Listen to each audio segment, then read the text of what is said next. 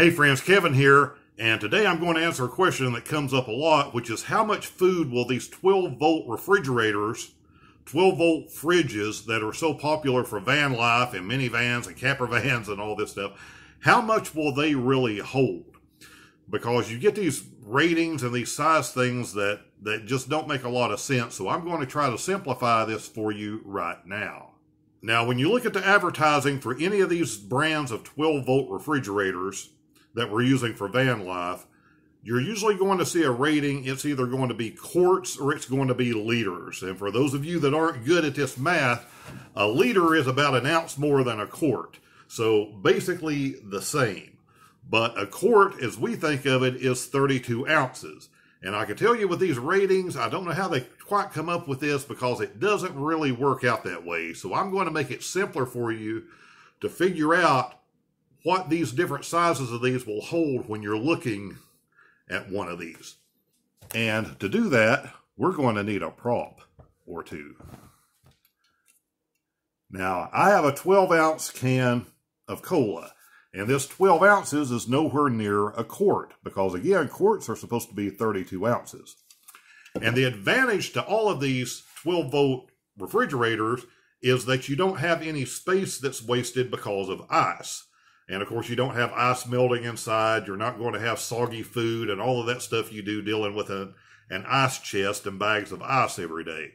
So there's great advantages to moving to one of these 12-volt fridges as long as you have, like everything else in van life, realistic expectations.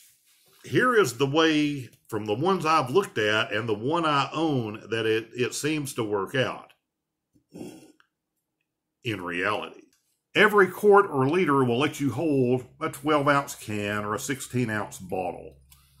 Maybe a little bit more. That's the way I would do it. So if you're looking at a 20-quart cooler, it ends up being able to hold about 24 of these. If you're looking at a 30-quart cooler, it's going to hold maybe 36 of those. If you're into a really large cooler, in the large van, I have a 65-quart one. You know, it will hold an unbelievable amount of stuff. So it will probably get up to, 90 cans easily if I wanted to put that in there.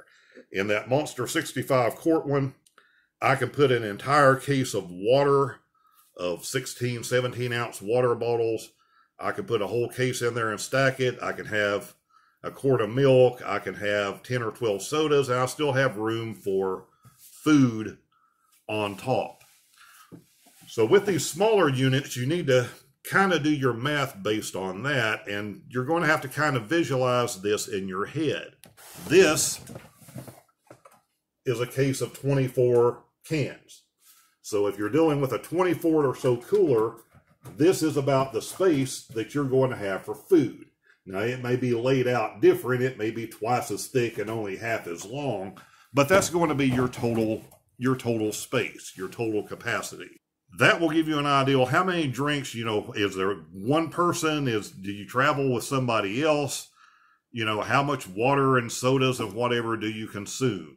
How much food or fresh food are you going to be putting in there?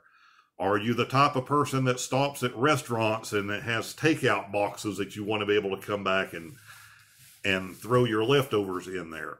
All of these things are going to factor into how much space you need. And of course, that then factors into how much space you want to devote in your van to this particular refrigerator. Another thing to keep in mind, and you're going to have to look at not the external dimensions for one of these, but the internal dimensions. If you're the type of person that likes things like this, milk, juice, and you want to be able to run around with one of these half gallons of milk, or you want to be able to run around with a half gallon of orange juice, you now have the height issue to deal with. If you want to be able to have this sitting in your 12-volt refrigerator, standing up in your 12-volt refrigerator. So you're in a situation where you're dealing with something that is 10.5, 11 inches tall. I would want something at least 11 inches tall to be safe, to be able to have this. So when you look at the individual fridges, look at the dimensions again, with what you are going to be carrying. I know people that don't drink milk, you know, they're not going to have a lot of juice, big containers like that with them, in which case it doesn't matter. So again, all of this is a personal preference, but it'll help make sure that you get the right one for you. And I've put some of these more popular ones down in the description.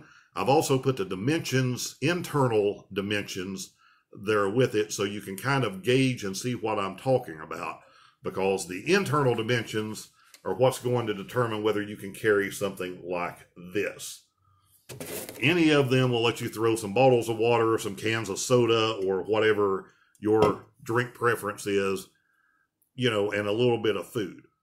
So hopefully that helped out. Any questions you have about anything else with van life, throw those down in the comments, because I'm going to try to do some quicker videos coming up in the next month that will answer some of these basic questions that people have, that will make things in your decision-making process over what you need in your van build work for you, for your own adventures.